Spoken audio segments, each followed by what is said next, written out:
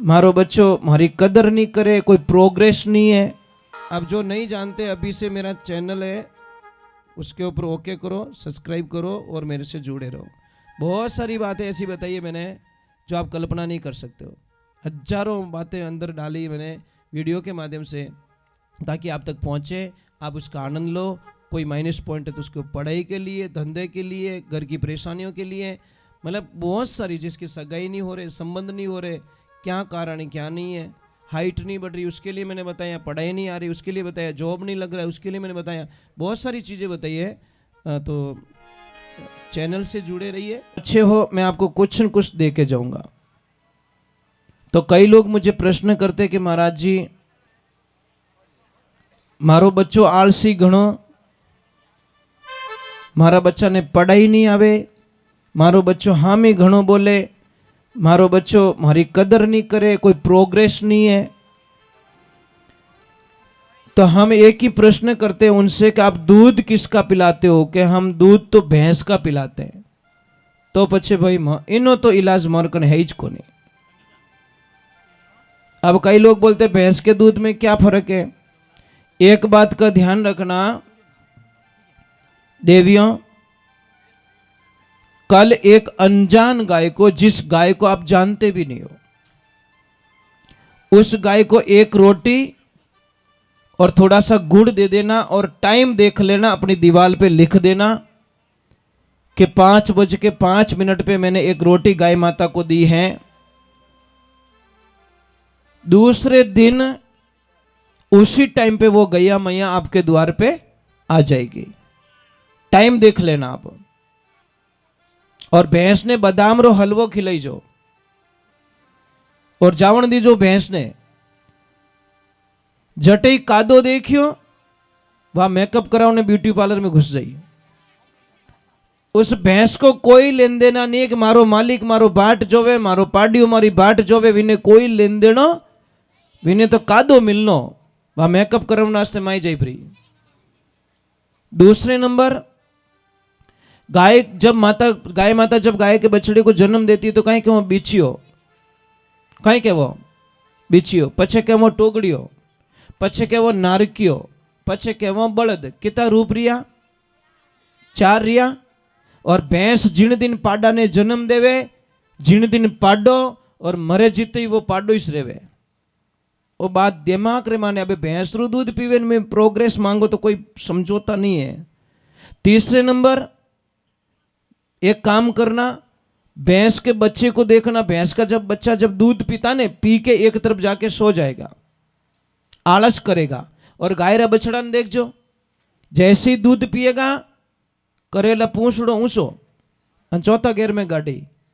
15-20 minute तो वो टोगड़ियो हाथे ही नहीं आवे, क्योंकि मोर तो रोज सुबह हूं लगा, शाम तक गायों रो काम पड़े। आश्रम पे अभी 52 गायें हमारे पास में, એટલે મને તો ઠાય એક बिचेरी ठाए कि वो बिचियो किन टेम रा हाथे आई सके। लाख कोशिश करो तो हाथे नहीं आवे। जब इन्हें दूध बराबर बैलेंस बन जाए तो हम हेलो पाड़तो डायरेक्ट अजीवो। अब एक बात और बता देता हूं, गाय को 100 किलोमीटर दूर छोड़ के आना, ले जाना, छोड़ के आना, गाय वापस आ जाएगी, पर ले जानी पैदल पैदल। उन रास्ते गाय माता पाछी आ जाई। और भैंस ने सिर्फ 3-4 किलोमीटर दूर छोड़ना ही जो, भैंस पाछी आई को नहीं। वह भूल जाई कि मैं कटू आई, कौन हूं मैं, बिनठाई को नहीं। इसलिए साइंस कहती बफेलो मेमोरी शॉर्ट, मतलब भैंस की मेमोरी 2.5-3 घंटे तक ही काम करती है। और मैं एक वंदन करता हूं, भैंस का दूध बहुत अच्छा है, इसमें कोई शंका नहीं है, परंतु पीने के लिए जो दूध होता है ना, वो गाय का दूध अच्छा होता है। अब इतने लोग बैठे हो यहां पे, मुझे इतना बता दो किस किस के घर में गाय माता है? मतलब 10% लोगों के। अब भैंस किसके किसके घर पे है? भैंस वाला तब वे ही तो हाथ ऊंचो नहीं करे, क्योंकि गर्रीमान डाकण कौन कहवे कोनी। महाराज एक ध्यान रखना, गाय माता जब बूढ़ी हो जाती है, बछड़ा नहीं देती है तो कोई बात नहीं, दूध नहीं देती है तो कोई बात नहीं, उसको महाराज दूध तक सीमित मत रखिए, क्योंकि गाय माता को दूध तक सीमित रखते वहां पे बहुत बड़ा नुकसान आ जाता है। आपको पता भी नहीं है कि गाय इस जीवन का बलिदान देने के बाद में भी कितनी कीमती होती है, आपको पता ही नहीं है। मैं आप लोगों से वंदन करता हूँ। मैं प्रार्थना करूँगा। पहले तो नवयुग मंडल से भाई साहब का अभिवादन कर लीजिए। एक छोटी सी बात कह रहा हूँ, नाराज मत होना। एक पिता कभी रोता नहीं है महाराज, कभी नहीं रोता साहब। कभी रोता है क्या? नहीं रोता, पर एक दिन रोता है। कब रोता है? जिस दिन उसकी बेटी ससुराल जाती है, उन दिन कोई दुनिया रो ऐसा पिता नहीं है, वो रोता नहीं है। पर पिता की एक ही कमी होती है देवियों बेटियों, ध्यान रखना। पिता एक बिना आवाज का रोने वाला इंसान और बिना आंसुओं का रोने वाला इंसान सिर्फ एक पिता होता है। न तो उसके आंसू दिखाई देते हैं और न उसकी आवाज निकलती है, क्योंकि पिता सब सहन कर सकता है, अपनी लाडली की आंखों में आंसू नहीं देख सकता। वो एक पिता ही हो सकता है, दूसरा कोई नहीं हो सकता। पर कौन समझे उस पिता की परिभाषा को? कौन समझे महाराज? जब आप समझ लोगे नहीं, पापा के दिल की बात समझ लोगे, उस दिन निहाल हो जाओगे। ध्यान रखना, आनंद लीजिए, पिता को मत सताइए महाराज।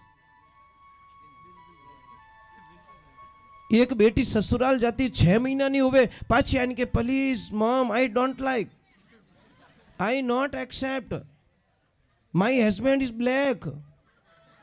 दौड़ो कटू करूं, फेयर एंड लवली लगूं, कहीं करूं बिने क्या? मारे तो जची को नहीं। पापा के हाल तो लाइट वाला रुपया देना, टेंट वाला रुपया देना, हलवाई वाला रुपया देना, होनार रुपया देना, सब रुपया देना, थार जची को नहीं। ये बेटी 20 साल री कमाई तारा ब्याह में खर्च कर दी मैं। कितनी? 20 साल रुपयो जोड़ और तारा ब्याह में भेड़ा करिया और 20 साल रो पूरो चौपट कर दियो और तू के जची को नहीं। अबे मैं केड़ो जचूं? वो पिता ना तो मर सकता ना जी सकता। बेटियों का फर्ज बनता है कि चाहे कुछ भी हो जाए, अपने ससुराल की बातें पीर में कभी ना पहुंचाए। वो सच में बेटी होती, सच में। ये ध्यान रखना, ससुराल की बातें कभी पियर में ना पहुंचाए, क्योंकि प्रॉब्लम कटे नहीं है साहब। यहां से कन्याकुमारी तक जाओगे, कहीं कहीं रोड टूटा हुआ मिलेगा, आप यात्रा थोड़ी कैंसिल कर दोगे? गाड़ी थोड़ी स्लो चलाओगे, आराम से चला के निकाल दोगे। गड्ढा आ गया तो भी निकाल दोगे। ये हमारी जीवन रूपी यात्रा, हम कैसे ससुराल से मतलब छोटी सी बात को पियर पहुंचा दे? ये उचित बात नहीं है। बोला आज शपथ लो, कौन कौन ऐसी बेटी है जो कभी भी अपनी माँ बाप तक वो बात नहीं पहुंचाएगी? कोई तो प्रॉब्लम खुद सॉल्व कर, ऊपर हाथ करके बता दो, विश्वास आ जाए मुझे। बहुत बढ़िया। ए ऊंचो हाथ नहीं करियो, एक घोटालो करी। हाँ, ये तो पक्की बात है। ए पक्को किन की लाइसेंस बनाई। अरे भाई एक छोटी सी बात समझा रहा हूं। एक किताब होती है ना बेटा, किताब का एक पत्ता खराब हो जाए, पूरी बुक मत फेंक देना। एक गलती के लिए रिश्ता मत तोड़ देना, मैं तो यही कहूंगा।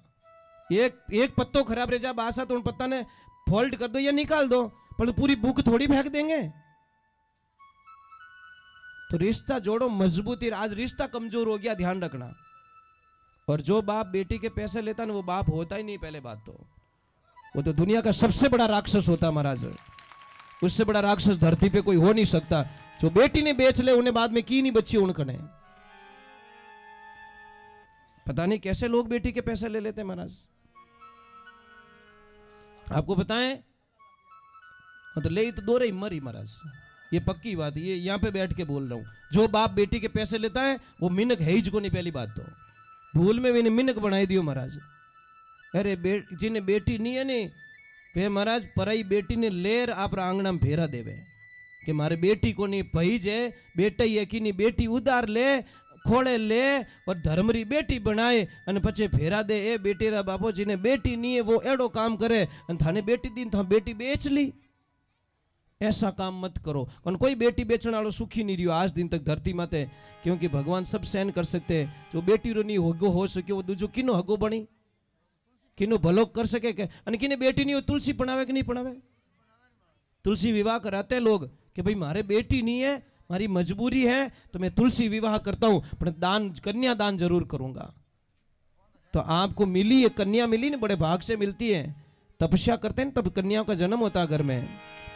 चलो भगवान का थोड़ा मेरे शब्द बहुत कड़वे, क्षमा करना मुझे, क्योंकि मैं असत्य नहीं बोल सकता। मुझे नहीं जीना झूठ बोल के महाराज, चाहे मेरी कल मौत हो जाए मुझे कोई परवाह नहीं है। मेरे गुरुदेव ने बोला कि 100 किलो चांदी मत लीजिए, 1 किलो होनो ही घणो। मैंने बोला 99 किलो रो घाटो क्यों कराओ गुरुदेव? के बेटा 100 किला चांदी रही 60 लाख बने और 1 किला होना रही 60 लाख बने और 99 किलो बोझ कम कर दे। ये ज्ञानी गुरु बताए, गुरु साहब ने ज्ञान बतायो, जग झूठ लिखायो, जग झूठ लिखायो, आज मने नीचे आयो। रजू रेण अंदारी री कोई सर्प नहीं आरी, कोई सर्प नहीं आरी, कोई भो भागा भारी। मिर्गा जल दिशे, कोई प्रियो ने पीछे, कोई प्रियो ने पीछे, कोई विश्वा दिशे। ये गुरुजी री मेहरबानी हुई तब महाराज जी, ये कल्पना हुई नहीं तो आज होवे ने कोई काल होवे महाराज। बोले सतगुरु भगवान की, मात पिता गुरुदेव की।